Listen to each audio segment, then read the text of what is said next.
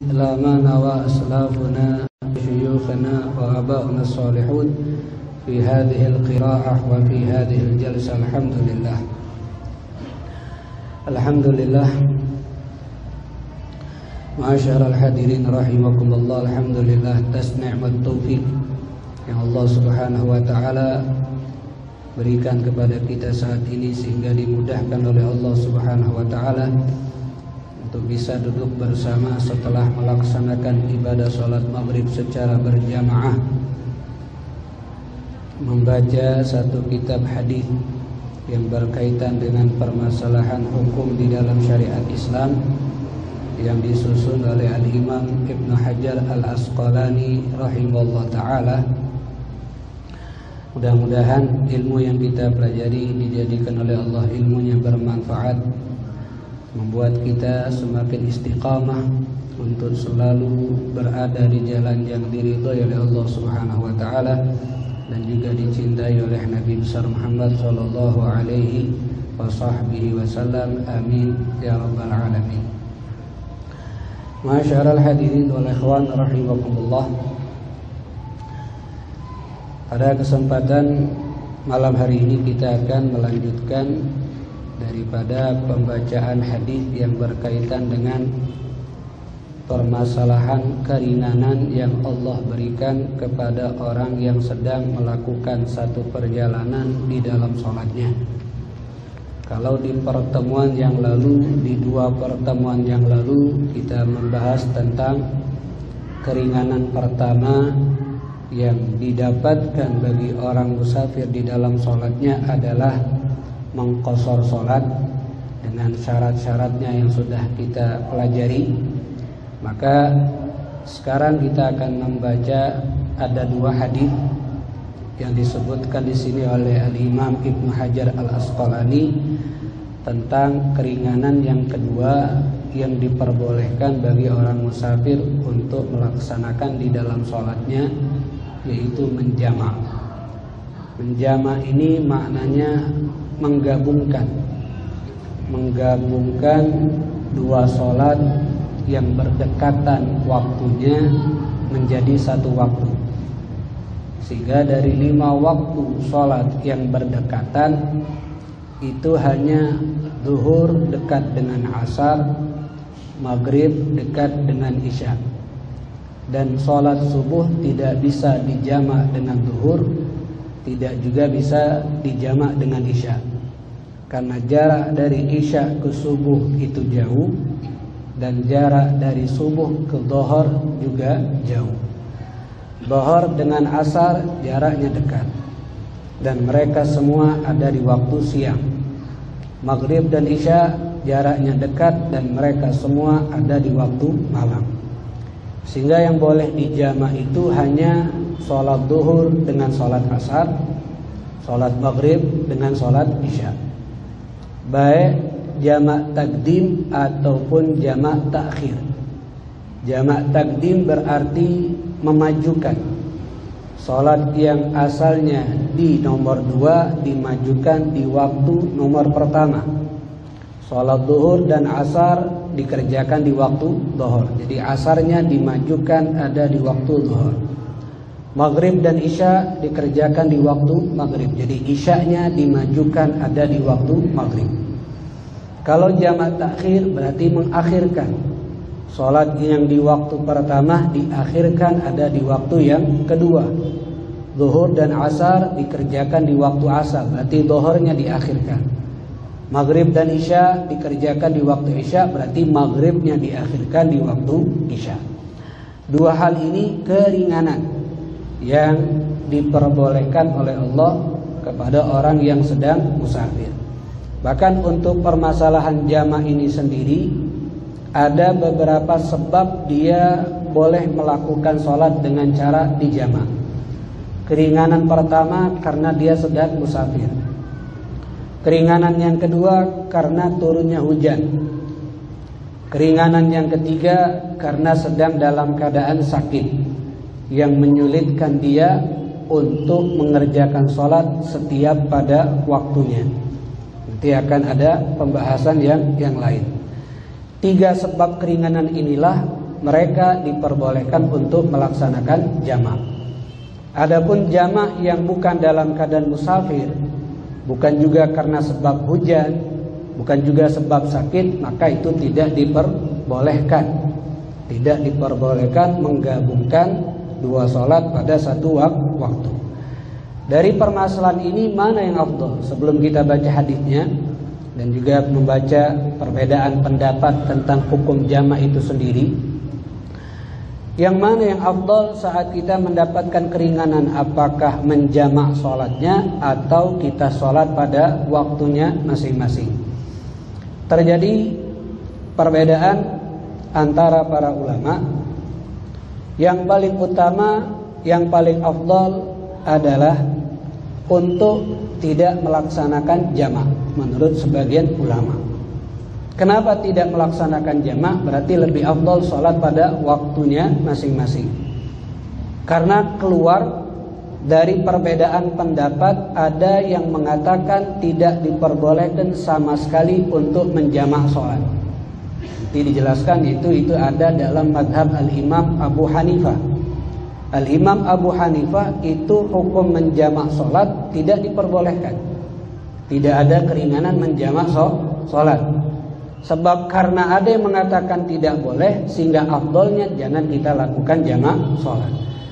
Kecuali di beberapa keadaan afdol dia melaksanakan jamak. Ini segi keafdolan, bukan boleh atau tidak. Kalau boleh, walaupun pendapat Imam Abu Hanifah mengatakan tidak boleh, dalam mazhab Syafi'i mengatakan boleh, silakan kita ambil. Cuman kalau ditanya apakah afdol kita jamak atau tidak, mereka menjawab tidak afdol untuk jamak.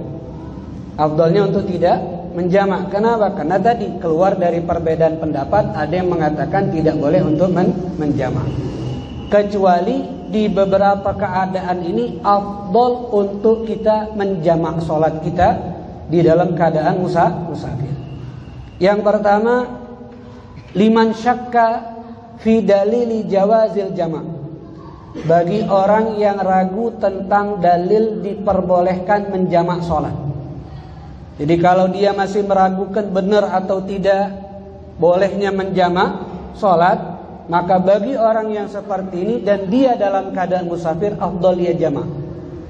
Kenapa? Supaya hilang keraguan dia tentang bolehnya untuk menjamak sholat. Agar dia tidak terus-menerus meragukan apa yang diperbolehkan oleh syariat kepadanya. Yang kedua, liman wajada fi nafsihi karahiyatal jamak. Di afdal untuk menjamak sholat bagi orang yang mendapatkan dirinya itu tidak senang menjamak. Dia merasa buat apa sholat itu dijamak, sholat itu bagus tepat pada waktunya masing-masing. Nah, bagi orang yang seperti ini, yang dia tidak menyukai menjamak sholat, afdal dia jamak. Agar apa? Agar dia menghormati suatu keringanan yang telah diberikan oleh agama, supaya dia menghargai dan menjadi umat yang terbaik. Sebagaimana yang kita lakukan kemarin, Allah itu menyukai kalau kita mengambil keringanan yang Allah berikan kepada kita, sebagaimana Allah tidak menyukai kalau kita melakukan yang dilarang oleh Allah Subhanahu wa ta'ala. Keadaan yang ketiga yang afdal untuk menjamak, idza kana mimman yuqtada bihi. Kalau dia ini termasuk orang yang dijadikan sebagai pemimpin dalam perjalanan, dijadikan sebagai panutan di dalam perjalanan, orang lain mengikuti dia. Nah, supaya orang lain tahu juga akan adanya hukum jamak, maka afdal dia jamak, supaya menjadi satu pelajaran buat yang lain. Kalau kita musafir ada keringanan, yaitu menjamak sholat, maka dia afdal untuk menjamak, supaya bisa memberikan pelajaran dan memberikan pengetahuan kepada yang lain akan diperbolehkannya untuk menjamak sholat. Tiga keadaan ini afdal untuk menjamak sholat. Selain dari tiga keadaan ini pilihan. Yang mau ambil jamak silakan, yang tidak mau juga tidak menjadi satu permasalahan. Tapi kalau tiga keadaan tadi afdal untuk dia menjamak sholat. Kemudian jamak itu ada dua, ada jamak takdim, ada juga jamak takhir. Mana yang lebih afdal? Apakah sholatnya jamak takdim atau yang lebih afdal jamak takhir. Ada perbedaan pendapat antara Al-Imam Ibnu Hajar dengan Al-Imam Romli. Ibnu Hajar di sini bukan Ibnu Hajar yang mengarang kitab Bulughul Maram. Kalau ulama hadis itu Ibnu Hajar Al-Asqalani. Makanya beliau mengarang kitab hadis Bulughul Maram. Nah, kalau yang selalu berbeda pendapat dengan Imam Romli itu adalah Al-Imam Ibnu Hajar Al-Haytami. Jadi ada perbedaannya di laqab. Kalau yang hadis Al-Asqalani, kalau ulama fikih itu adalah Al-Haytami. Selalu berbeda pendapat dengan Al-Imam Romli. Bahkan bukan hanya perbedaan pendapat dalam hukum, dalam kehidupannya juga berbeda antara Al-Imam Ibnu Hajar dengan Al-Imam Romli. Imam Romli itu selain dia seorang ulama, seorang soleh, beliau juga termasuk saudagar yang kaya. Kalau Imam Ibnu Hajar ulama soleh tapi kehidupan ekonominya tidak ada, bisa dikatakan miskin. Sampai suatu hari dalam kisah dalam kitab Tuhfatul Ashraf, Al-Habib Muhammad bin Hadi Asgaf menceritakan begini. Istrinya Imam Ibnu Hajar Al-Haytami kepengen masuk ke tempat yang disebut dengan hammam. Hammam itu bahasa aslinya artinya bukan kamar mandi. Hammam itu adalah tempat yang sifatnya kalau sekarang kita sebut sauna, yang mengeluarkan keringat. Itu namanya hammam atau pemandian air hangat, yang di situ juga berendam air hangatnya, ada steamnya, saunanya, yang sekarang kita sebut, itu disebut dengan hammam. Nah, ini istrinya Imam Ibnu Hajar kepengen, ngomonglah sama Imam Ibnu Hajar. Kata Imam Ibnu Hajar, kagak nggak ada duit. Kalau ada duit aku tunjukkan kau, ya silakan kau pergi. Sampailah Imam Ibnu Hajar ada rezeki, dikasihkan sama istrinya. Istrinya berangkat ke tempat hammam yang khusus hanya untuk perempuan, tidak ada laki-laki. Sampai di sana penjaga sauna tadi ngomong, oh tidak bisa hari ini karena tempat ini sudah di-booking. Tidak ada orang lain bisa masuk kecuali mereka yang membooking. Sehingga penasaran istrinya Ibnu Hajar, siapa yang membooking? Yang membokingnya adalah istrinya Imam Romli. Dia akan ke sini bersama teman-temannya. Akhirnya kecil hati istri Imam Ibnu Hajar. Kau ini bukan hanya beda pendapat dengan Romli, sampai urusan nasib ya beda pendapat, beda juga. Kecil hati, sago sudah terkumpul duit masih tidak baca juga, kalah dengan Imam Romli. Akhirnya kata Imam Ibnu Hajar, kau kepengen harta? Iyalah aku kepengen harta. Ini tabiat manut betina, tabiat perempuan tertarik dengan dunia itu lebih besar. Kau kepengen harta? Iya. Ya sudah, kalau kau kepengen harta, pemelo aku ke belakang. Diajak ke belakang rumah, ada sumur. Ini ember, kau untal ke dalam. Kau tarik. Diuntal kalau istrinya Ibn Hajar, ditarik. Pas ditarik tadi, ember tadi isinya penuh dengan emas batangan. Bukan isi banyu, emas batangan. Sehingga Imam Ibn Hajar ngomong, cukup, belum, lempar sekali lagi.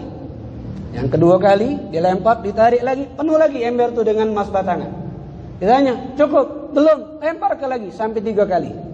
Setelah 3 kali, Imam Ibnu Hajar mengatakan, sekarang aku pilihkan pilihan kepada kamu. Kau pilih emas ini atau pilih aku? Kalau kau pilih aku, buang emas ini. Kata istrinya, ya sudah, buang sikok weh. 2 simpan. Kata Ibnu Hajar, dah baca, buang galau-galaunya. Ya sudah, buang 2, tinggal ke siko. Buat kehidupan kita, tidak bisa, galau-galaunya. Akhirnya mikir istrinya, aku dari susah, dari tidak tahu menjadi tahu, dari tidak dekat menjadi dekat sama Allah sebab kau. Aku buang galau-galau, yang penting aku bisa sama kau untuk sampai sama Allah. Ini mereka tuh lebih memilih susah, bukan tidak pacak kayu. Mereka tuh kayu pacak, minta sama Allah, menju Allah. Cuma mereka lebih memilih, sebagian ulama memilih hidupnya susah. Kenapa? Karena mereka ingin lebih fokus kepada akhiratnya. Ya, sama seperti keadaan Nabi dan juga para sahabat. Cuman ini karomah untuk mereka. Jangan kamu nak nyobo-nyobo kaget. Man bini moto ay sawe hidup sama kau. Oh nak kaya apa? Pemela aku kesumu. Untal ke? Bukan emas batangan kamu dapat. Yang nganjut sungai musi. Lain makom kita dengan makom mereka. Jadi mereka tuh subhanallah, ulama yang bukan hanya menguasai ilmu zahir, tapi juga mereka menguasai batin mereka, yang hati mereka bersih sehingga mereka sampai pada Allah Subhanahu wa taala. Itu Imam Ibnu Hajar Al-Haytami dan juga Al-Imam Ramli. Nah, dalam permasalahan ana yang afdal jamak takdim atau jamak takhir, kalau Al-Imam Ibnu Hajar lebih berpendapat jamak takdim lebih afdal dari jamak takhir. Alasannya apa? Li'anna fihi bara'atan lidhimmah. Sebab dengan jamak takdim itu membebaskan tanggungan kita terhadap salat asar.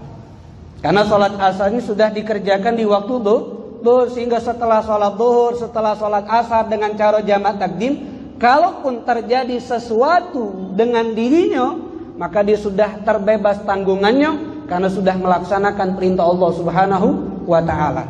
Tidak ada perintah yang belum dia kerjakan. Tanggungan sama Allah sudah terbebaskan, sehingga Imam Ibnu Hajar lebih berpendapat jamak takdim lebih afdal dari jamak takhir.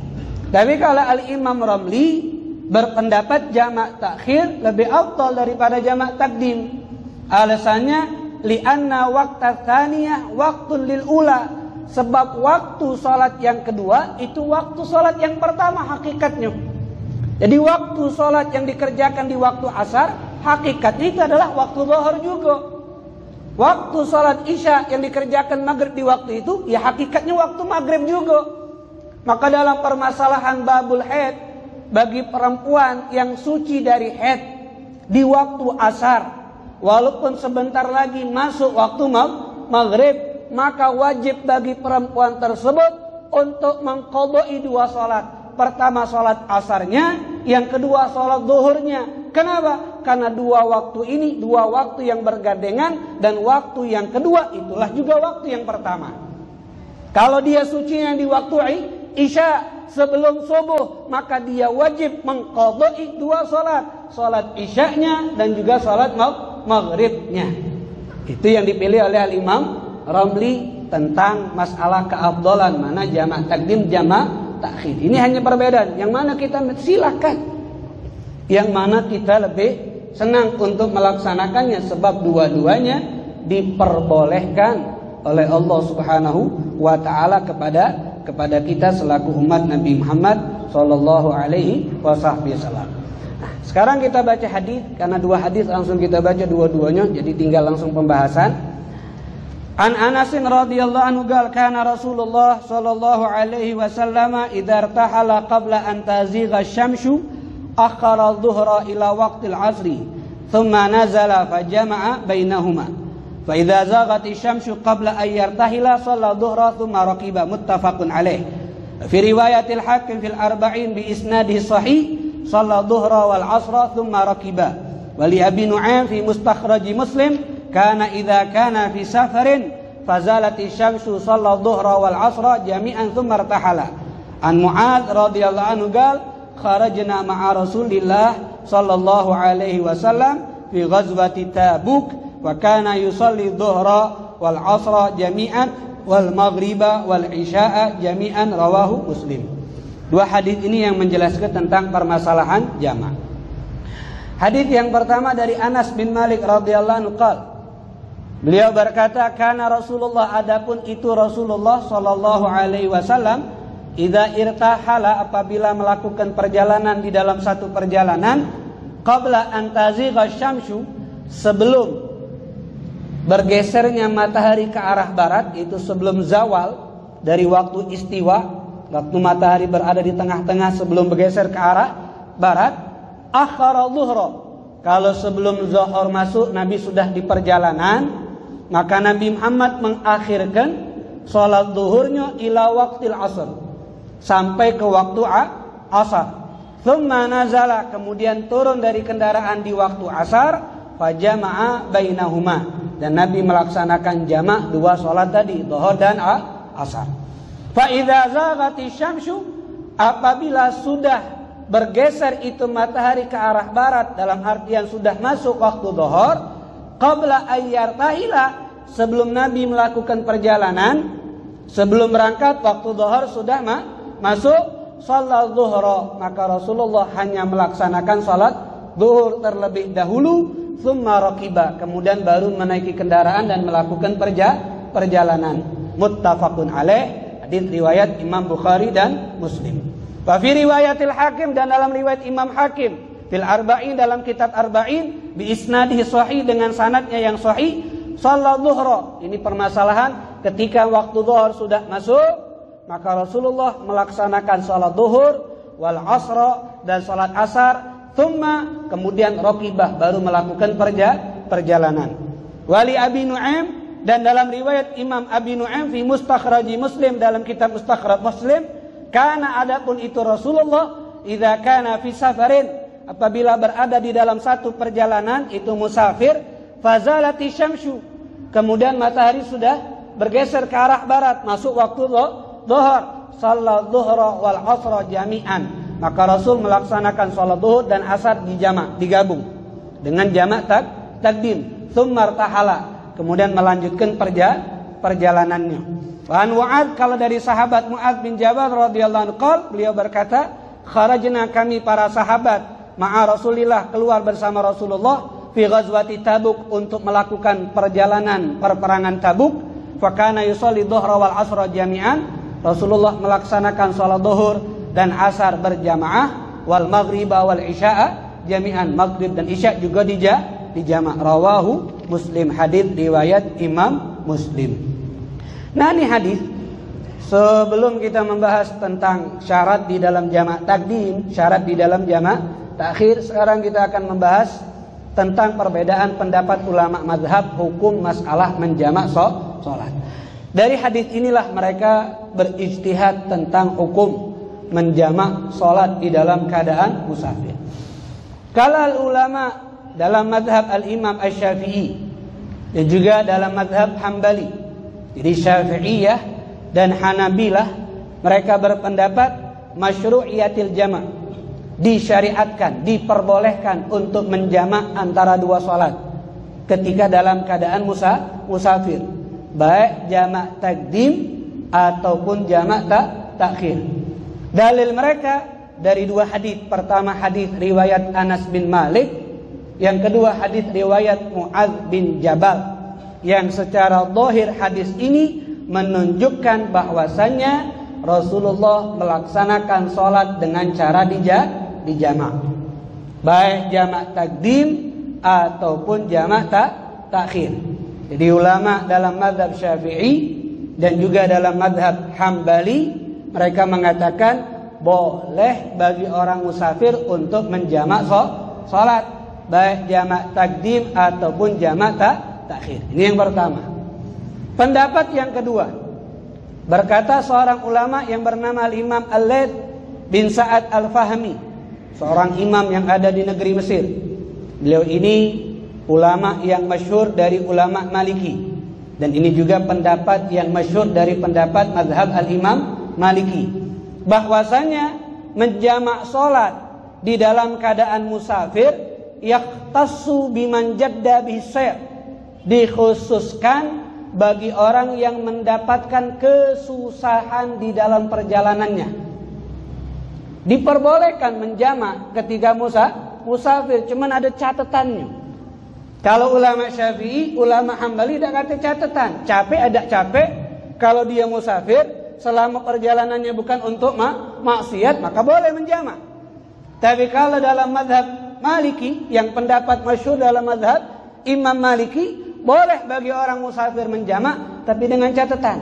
Kapan? Kalau perjalanan itu mendapatkan kesusahan, dia mengalami kesusahan, kepayahan, keletihan di dalam perjalanannya, maka dia baru dibolehkan untuk menjamak salat.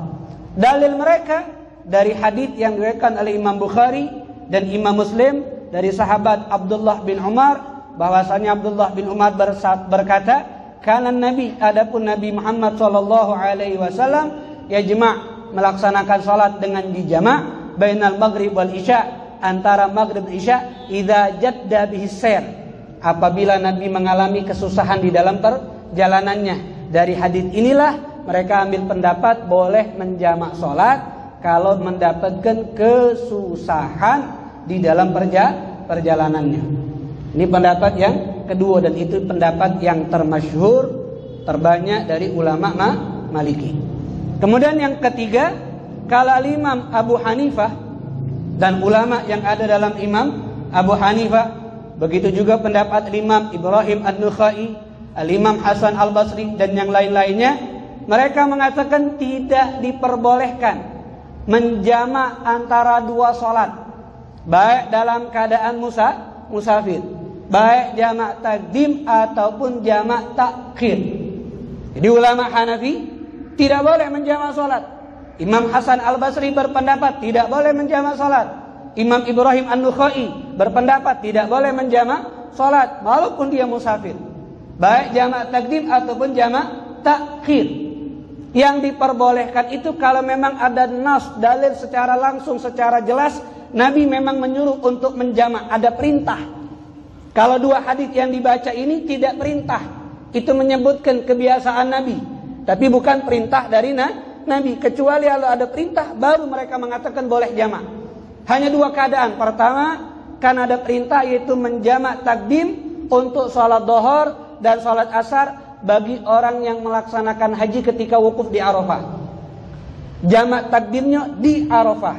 Sholat dhuhur dan asarnya dikerjakan di Arafah sebab ada perintah dari Nabi untuk menjamak. Makanya diperbolehkan jamak di dalam sholat dhuhur dan asarnya jamak takdim bagi orang yang haji.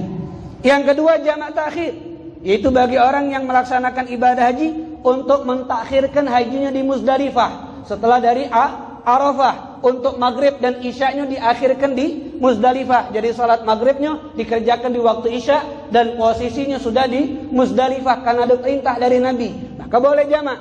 Adapun yang disebutkan dalam hadis riwayat Imam Anas bin Malik, Mu'adz bin Jabal dan yang lainnya, itu bukan ada perintah, maka sebab itulah mereka mengatakan tidak diperbolehkan menjamak salat. Adapun Imam Hanafi berpendapat yang dikatakan oleh Imam Anas bin Malik tentang Nabi itu sebenarnya secara bentuk kelihatan menjamak, padahal tidak menjamak. Nabi mengerjakan salat dhuhurnya di akhir waktu dhuhur. Jadi maksud akhara, Nabi mengakhirkan salat dhuhur sampai ke waktu asar, itu bukan di waktu asar, tapi dia kerjakan salat dhuhurnya di akhir waktu dhuhur. Yang sekiranya setelah salam dari salat dhuhur masuk waktu asar dan langsung melanjutkan salat asar, sehingga kelihatannya seperti menggabung, padahal mereka mengerjakannya pada waktu masing-masing. Itu yang dijadikan alasan oleh Al-Imam Abu Hanifah. Di sini ana sengaja jelaskan, bukan berarti kita pindah mazhab, tidak, supaya kita tahu bagaimana ijtihad mereka dan kita menghargai ijtihad mereka.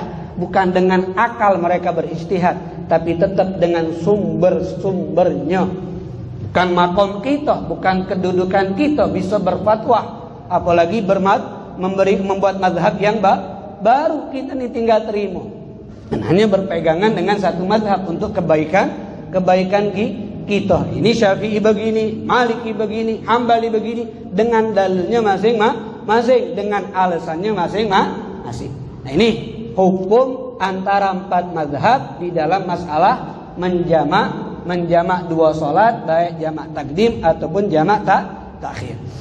Kemudian ma'asyaral hadirin wal ikhwan rahimakumullah, karena dalam mazhab al-Imam Asy-Syafi'i itu diperbolehkan untuk menjamak bagi orang musafir, baik jamak takdim ataupun jamak takhir, maka sekarang yang harus kita ketahui syarat untuk diperbolehkannya menjamak dan jamaknya menjadi sah.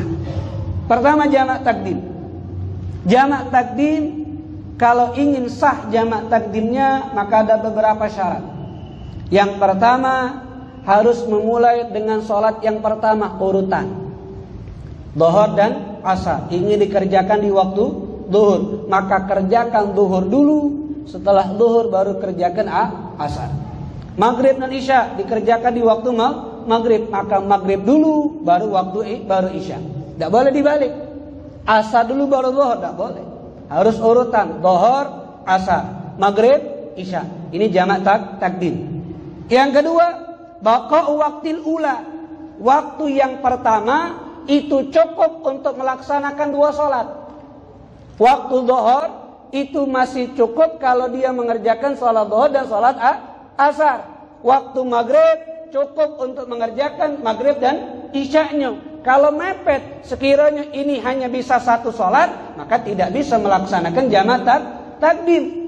Jadi maknanya dua sholat itu dikerjakan pada satu waktu. Yang sekiranya cukup dua sholat itu dikerjakan di waktu dhuhur dan juga di waktu asar. Kemudian yang ketiga, al-mualah, harus berkesinambungan, lanjut setelah sholat dhuhur langsung berdiri melaksanakan sholat asar. Tidak boleh terlalu lama pemisah antara dhuhur dan asar. Kalau terlalu lama secara uruf, secara umum ini dianggap pemisah antara dhuhur dan asar. Mereka itu memperkirakan sekiranya waktu itu kalau digunakan untuk sholat sunnah dapat 2 rakaat, maka itu sudah dianggap lama.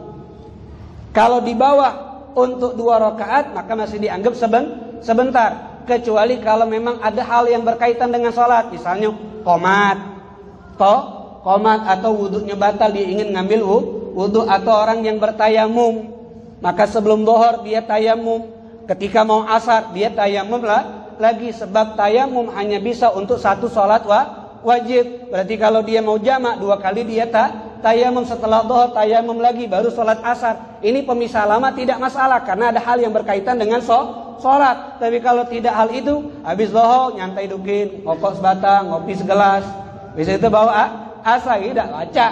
Kenapa? Karena tidak mualah, harus lanjut antara setelah dhuhur dan mengerjakan sholat asar.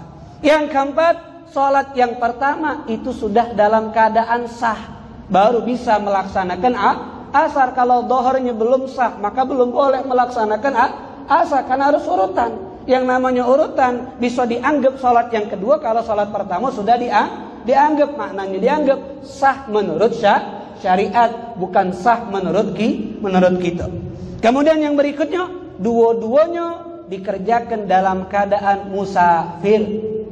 Bukan satu dalam keadaan musafir, satunya tidak lagi musafir. Tidak bisa. Dua-duanya dikerjakan dalam keadaan musafir, karena ini diperbolehkan bagi orang yang musafir.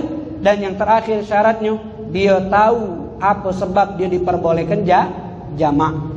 Kalau tidak tahu kenapa kau menjamak, melok disuruh jamak, tahu tidak sebab kau diperbolehkan jamak? Tidak tahu, tidak boleh.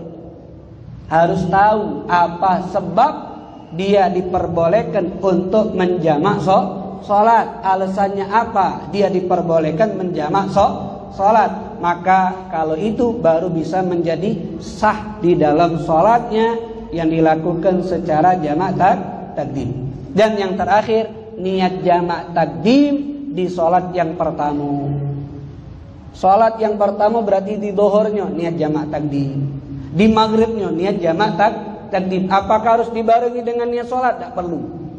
Tidak diwajibkan dibarengi niat jamak takdim dengan niat sholat. Yang penting ada niat jamak takdim di sholat yang pertama, baik ketika baca Fatihah di rakaat pertama, atau di rakaat keduanya, atau ketika tasyahud akhir di sholat dhuhurnya sebelum salam, baru dia niat masang niat jamak takdim, maka setelah salam baru dia boleh sholat asar.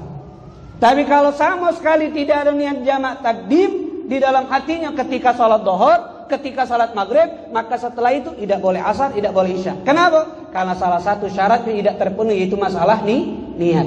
Tidak diwajibkan niatnya dibarengi dengan niat salat. Usolli fardhu dhuhri 4 raka'atin jam'at takdim ma'al asri. Tidak diwajibkan seperti itu. Kalau ketika dia niat sholli fardhu dhuhri 4 raka'atin deh. Tapi ketika di dalam salatnya, di saat salat dhuhur, di saat salat maghrib, ada niat jamak takdim di dalam hatinya, maka setelah salam dia boleh langsung melanjutkan sholat asar. Kenapa? Karena sudah memasang niat jamak takdim di sholat yang pertama. Jadi harus pasang niat. Jangan tidak pasang niat jamak takdim, karena tidak akan diperbolehkan untuk mengerjakan asar di waktu dhuhur, mengerjakan isya di waktu maghrib. Sebab yang namanya syarat-syarat yang tadi kita sebutkan, semuanya harus dilakukan. Kalau satu tidak terpenuhi, maka tidak sah jamak takdimnya. Ini syarat tentang jamak takdim. Kemudian adapun jamak takhir, syaratnya tidak sebanyak jamak takdim. Kalau jamak takhir hanya 2 syaratnya. Pertama, dua-dua sholatnya dilakukan dalam keadaan musafir. Dua-duanya dilakukan dalam keadaan musafir. Kalau misal dua-duanya atau salah satunya sudah dalam keadaan tidak musafir, maka tidak sah jamak takhirnya. Semisal kita perjalanan balik dari satu kota ke kota Palembang. Perjalanan balik di atas kendaraan, mobilkah mungkin. Sudah masuk waktu maghrib, masih di atas kendaraan. Yang kita anggap isya nyampe di Palembang. Cuman kita idak maghrib dan isya di luar kota. Kita ngomong kaget belah di rumah be. Tapi di waktu maghrib dia masang niat jamak takhir. Karena syarat yang kedua jamak takhir meniatkan untuk mengakhirkan sholat maghrib di waktu isya dengan cara jamak takhir. Bukan sholatnya, niatnya be dalam hati. Aku niat mengakhirkan sholat maghrib di waktu isya. Itu be. Cuman itu be. Tidak perlu sholat, cuman niat be. Supaya ketika sholat maghrib di waktu isya, status maghribnya adaan. Kenapa? Karena sudah diniat untuk diakhirkan. Tapi kalau tidak diniatkan sehingga sholat maghrib di waktu isya, maghribnya dianggap qadhaan, berarti dianggap saat itu tidak sholat maghrib. Tapi kalau niat takhir di waktu maghrib, maka ketika maghrib dikerjakan di waktu isya, maghribnya dianggap adaan dan dia tidak dianggap meninggal ke sholat maghrib. Itu yang pertama harus niat. Yang kedua, dua-duanya dikerjakan di waktu musafir. Sehingga kalau dikerjakan di rumah, isya'nya adaan, maghribnya qadhaan. Kenapa? Walaupun sudah masang niat takhir, sebab maghribnya dilakukan ketika dia sudah tidak musafir. Kalau nyampe rumah berarti statusnya bukan lagi musafir. Jadi kalau kepengen dua-duanya terhitung sah jamak takhirnya, kerjakan sebelum masuk kota Palembang. Sebelum masuk kota Palembang, biar dua-duanya dilakukan masih dalam keadaan musafir karena masih di luar perbatasan kota dia. Nah, ini jamak takhir. Begitupun jamak takdim, dua-duanya dalam keadaan musafir. Sehingga yang seperti masalah di sini Nabi Muhammad SAW kalau sudah masuk waktu zuhur, Nabi hanya sholat zuhur deh. Tidak sholat asar. Asarnya kaget di waktunya. Adapun riwayat siko Imam Hakim ngomong sholat zuhur dan asar baru Nabi musafir. Tapi pendapat yang terbanyak bahwasanya kalau waktu zuhur sudah masuk dan dia baru mau berangkat, maka belum boleh dia jamak takdim di situ. Belum boleh dia melaksanakan jamak takdim di situ. Kapan dia boleh melaksanakan jamak takdim? Kalau posisi dia sudah keluar dari perbatasan kota dia dan waktu zuhur masih ada, yang sekiranya dua salat pacak dikerjakan di waktu zuhur, maka boleh dia jamak takdim. Tapi kalau masih di rumah, ayahku ni asal di jalan. Salat sekarang asalnya, niat jamak takdim tidak boleh. Kenapa? Sebab dia ketika salat di rumah, status dia belum menjadi musafir, walaupun setelah itu akan musafir. Karena yang namanya musafir kalau sudah keluar dari perbatasan kota. Kalau masih di kota, tidak dikatakan musafir. Bandara, pesawat jam 1, kemudian kita nyampe jam 3, sekiranya tidak bakal terkejar asar. Boleh tak di bandara sholat jamak takdim? Tidak boleh. Kenapa? Karena status di bandara masih lingkupnya kota Palembang. Kecuali bandara itu Banyuasin. Banyuasin itu Palembang bandara itu. Hah? Bandara Sultan Mahmud masuk mana?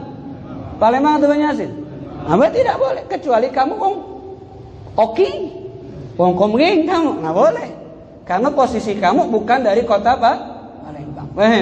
Ini harus ketahui karena riwayat terbanyak. Adapun Imam Hakim ngomong Nabi SAW dan asar baru musafir, maka itu pendapat yang lemah. Pendapat yang banyak tetap dua-duanya dalam keadaan musafir karena Rasulullah dhuhur baik, habis itu baru Nabi naik perjalanan asalnya ketika di waktunya. Paham tuh? Ini permasalahan tentang jamak takdim dan juga jamak takhir. Keringanan yang kedua yang diperbolehkan oleh agama. Adapun takhir, salatnya bebas. Kalau jamak takhir tidak harus dhuhur dulu habisnya asar, tidak harus. Maghrib dulu habis isya, tidak harus. Atau isya dulu habisnya maghrib, asar dulu habisnya dhuhur, tidak. Bebas kalau jamak takhir. Nak dhuhur dulu habisnya asar atau asar dulu habisnya dhuhur, terserah. nak maghrib dulu habis isya atau isya dulu habis maghrib, terserah, boleh kalau jamak takhir. Dan ketika sholatnya, saat niatnya tidak perlu lagi niat jamak takhir, niatnya cukup niat sholat deh. Kenapa? Karena niat takhirnya sudah diniatkan di waktu dohor, sudah diniatkan di waktu maghrib, sehingga pas waktu sholatnya tidak perlu lagi memasang niat sahabat jamak takhir, baik di sholat dohornya ataupun asarnya, baik di waktu maghrib ataupun isya. Paham? Bisa dipahami tentang jamak takdim, jamak takhir. Sekarang yang terakhir, ada jamak qasar. Beda. Kalau dia kepengen qasar berarti sholat setiap pada waktunya.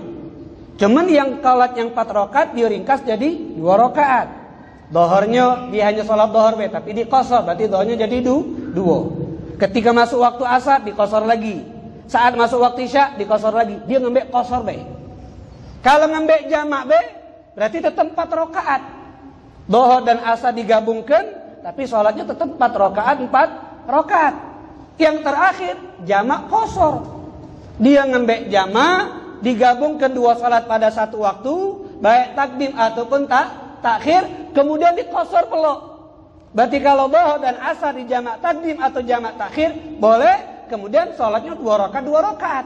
Dengan dilaksanakan semua syaratnya, baik jamak takdim, jamak takhirnya, kemudian syarat-syarat qasarnya, maka jamaknya menjadi sah, qasarnya menjadi sah.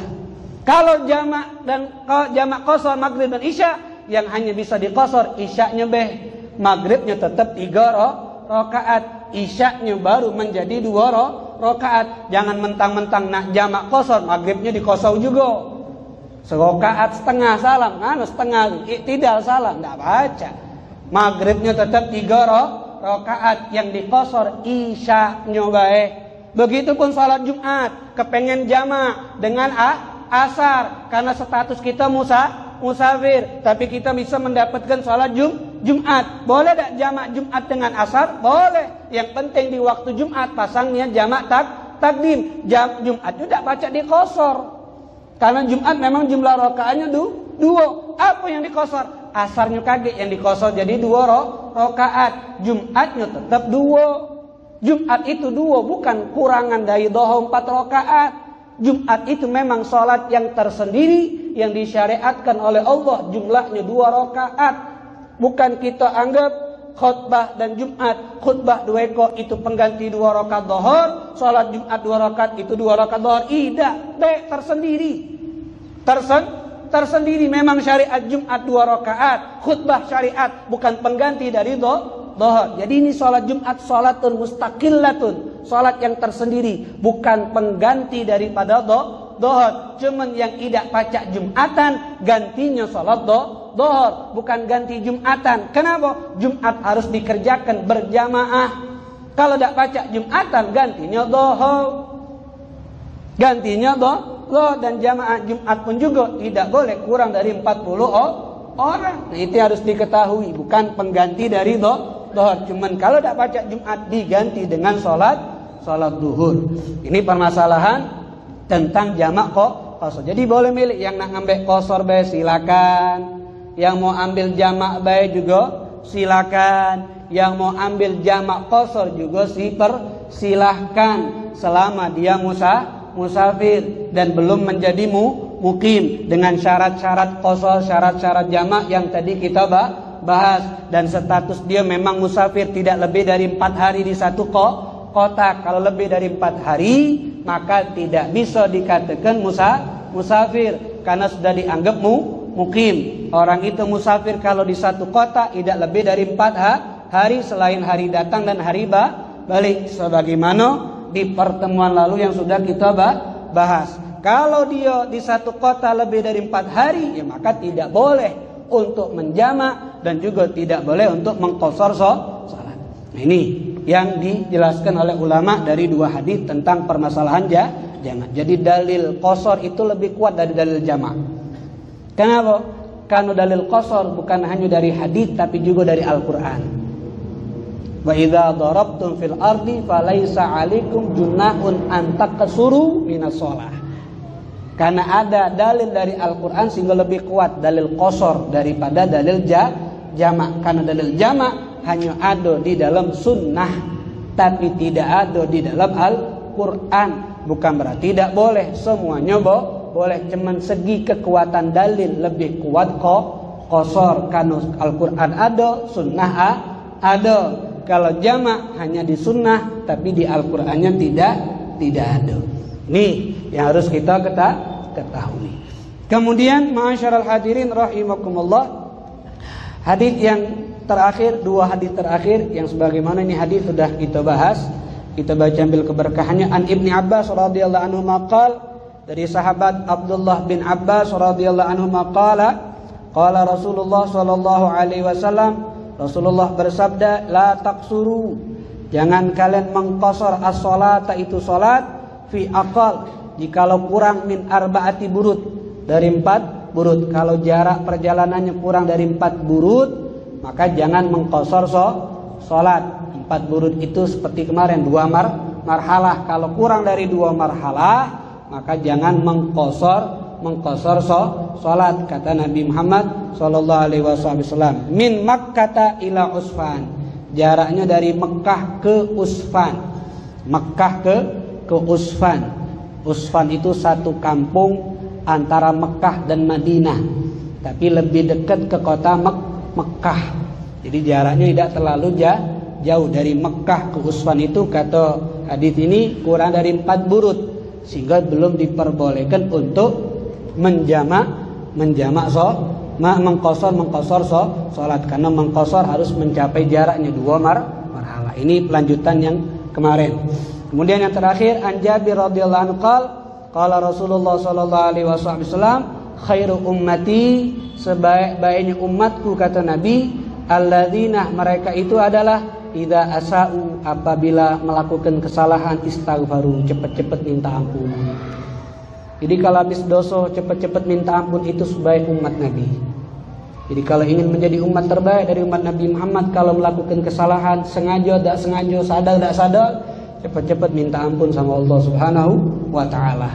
Wa idza safaru, apabila melakukan perjalanan, qasaru, mereka mengqasar, wa aftaru, dan mereka tidak melaksanakan puasa. Maknanya mengambil keringanan yang Allah berikan kepada umat Nabi besar Muhammad sallallahu alaihi wasallam. Dari hadis ini menunjukkan bahwasannya qasar kita yang lakukan itu menjadi sebaik umat karena mengambil keringanan. Dan kalau ada kesalahan, hapus kesalahan itu dengan istighfar. Istighfar itu salah satu bisa menghapus kesalahan. Makanya perbanyak istighfar, minta ampun sama Allah. Wa ma kana Allahu liyu'adzibahum wa anta fihim, wa ma kana Allahu mu'adzibahum wa hum yastaghfirun. Tidak akan Allah mengadab mereka selama Nabi Muhammad hidup sama mereka, dan tidak akan mereka diadab oleh Allah selama mereka beristighfar kepada Allah Subhanahu wa taala. Dan ini makna hadis Nabi, wa atbi'is sayyi'atal hasanata tampuha, tutupi kesalahan yang kita pernah lakukan dengan kebaikan. Mana kebaikan itu bisa menghapus kesalahan kita. Paling tidak kebaikan istighfar. Dan kasih sayang Allah sama kita, istighfar itu sudah dianggap kebaikan. Dengan istighfar, kesalahan kita diampuni. Cuman istighfar kita, kata Sayyidina Rabi'atul Adawiyah, istighfar kita ini butuh diistighfar lagi. Kata Sayyidatuna Rabi'atul Adawiyah, seorang perempuan yang salihah, ngomong, istighfaruna yahtad ilal istighfar. Ucapan istighfar kita tuh masih butuh istighfar lagi. Maksudnya apa? Itu istighfar ya depan astagfirullahaladzim, depan wong nangis pelok astagfirullah, kati wong tahu-tahu. Nah kita maksudnya istighfar kita nih butuh diistighfar lagi. Kadang-kadang istighfar kita nih juga tidak tulus. Istighfar astagfirullahaladzim, dalam hatinya masih nak maksiat. Astagfirullah, kaget lagu astagfirullah, kaget lagi, astagfirullah, besok ini belum. Sudah ada keinginan, maka istighfar kita tuh butuh istighfar lagi. Itu kata Sayyidatuna Rabi'atul Adawiyah. Tapi jangan pernah putus asa, terus minta ampun sama Allah Subhanahu wa taala. Kenapa? Ampunan Allah lebih luas daripada kesalahan yang pernah kita lakukan kepadanya. Mudah-mudahan kita termasuk yang menjadi umat terbaik daripada umat Nabi Muhammad sallallahu alaihi wasallam. Amin ya rabbal alamin. Bismillahirrahmanirrahim. Alhamdulillahi rabbil alamin. Allahumma salli wa sallim ala sayyidina Muhammadin wa ala ali sayyidina Muhammad.